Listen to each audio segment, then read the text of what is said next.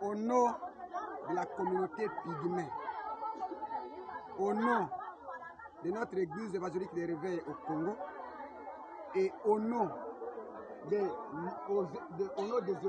pygmées présents et ceux qui sont absents puisqu'ils sont nombreux, je présente mes remerciements auprès de papa John Dry avec son épouse Maman Yolande qui ont eu la volonté d'envoyer les enfants pygmées ce don des cahiers avec l'argent, le peu qu'ils ont, ils ont songé pour ces enfants à les envoyer un peu de l'argent. Et à ce dernier temps, le pasteur a vu que le peuple autochtone n'ont pas de possibilités, n'ont pas de moyens pour scolariser leurs enfants. Alors ça demande, on doit avoir des cahiers, des biquets, des uniformes, des sacs, des quêtes pour la scolarisation. Mais avec l'argent qui était venu, on a vu que les enfants doivent d'abord aller à l'école.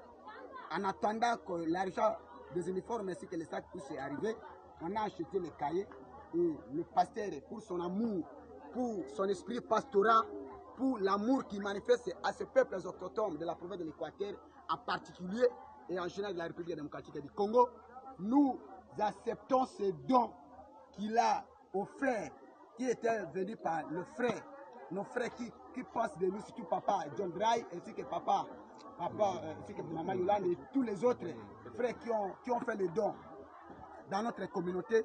Nous disons merci, que Dieu les protège, que Dieu le bénisse, que Dieu donne une longue vie dans leur famille.